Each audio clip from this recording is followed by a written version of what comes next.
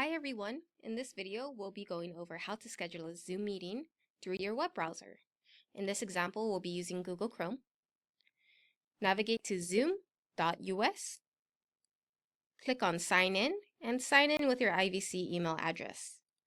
If you don't have a Zoom account already associated to your IVC email address, please reach us in IT to request one, and we'll be happy to provision you a Zoom account. Once you're signed in, you'll be taken to your profile page. You want to click on Meetings on the left-hand side. This will show you any upcoming scheduled meetings. Because I don't have anything scheduled, nothing's going to show up for me. But I'm going to click on plus, schedule a meeting.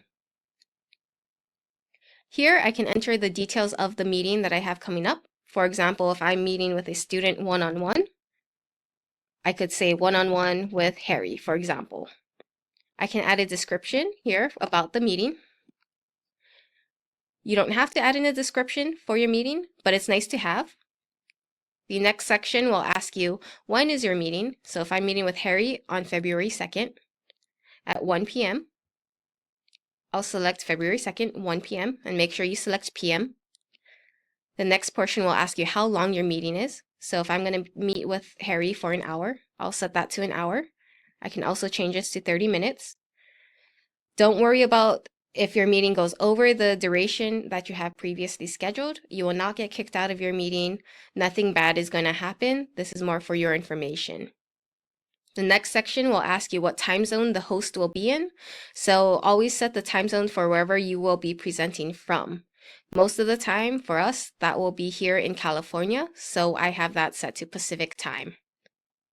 The next setting will be if you want this set up as a recurring meeting. So if you want this meeting to happen every so often, for example, if I am meeting with Harry once every week, I can set that. So I'm going to meet with Harry once a week, every Monday, until this date. This is a great tool if you want to set up a cadence for your upcoming meetings, especially with meeting with your employees or students or things like that. In this case, I'm just going to have this set to a single instance and not set this as a recurring meeting. The next section will allow you to invite your attendees. You can always invite your attendees later on via email or through a web calendar invite. So don't worry about inputting your invitees now. The next section, and this section, registration is only available on the web side. If you try to set up a meeting using the Zoom app, you will not have this function here for registration. But registration, if you require that, will basically mean the attendees have to fill out a short or long registration form, depending on the questions you put on there, before they get the Zoom link. I'm not going to require registration for this example. The next setting is what kind of meeting ID I want to use, whether I want to generate that automatically or use my personal meeting room. Your personal meeting room ID will always stay static. This will never change. So if someone knows your personal meeting ID and you're having a different meeting and they happen to join that meeting ID room, they could potentially Zoom bomb the current meeting you're in. So our recommendation is to set this as generate automatically. That way you have a unique meeting ID for your meeting. The next section will ask you what type of template do you want to use. This is a Zoom specific setting. You can save your meeting defaults or meeting settings and save it as a template and reuse it for future meetings. I don't have anything set up, so we're going to leave that blank. You can also associate any whiteboards or documents. Again, this is only for Zoom specific content. So for example, if I had a whiteboard I used previously in a different meeting, I can associate that whiteboard to this upcoming meeting.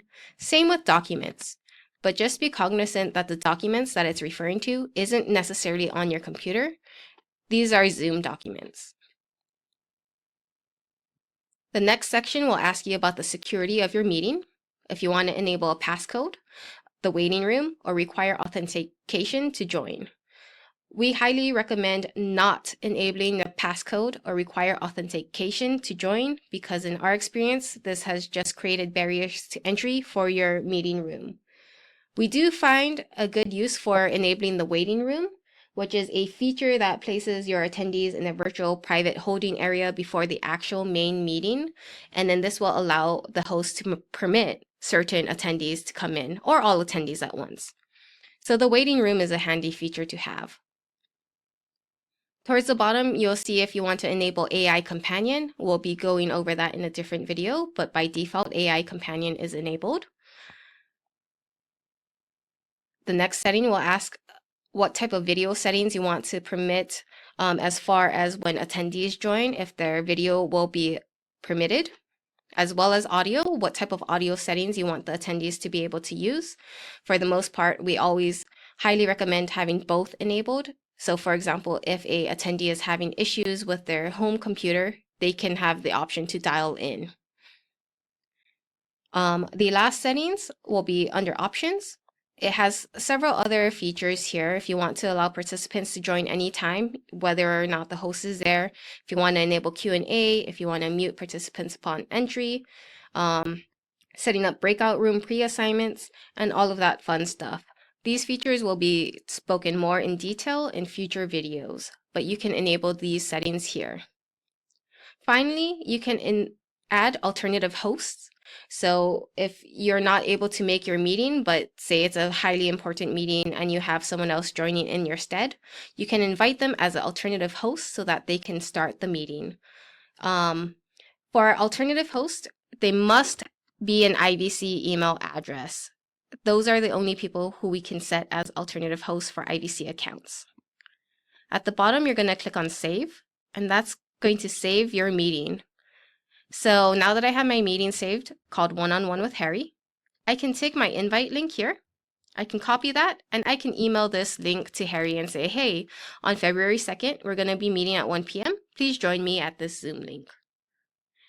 Or you can copy the entire invitation here. It has much more detailed information as far as calling in to connect to the audio and whatnot if they have issues with that. All right, thank you.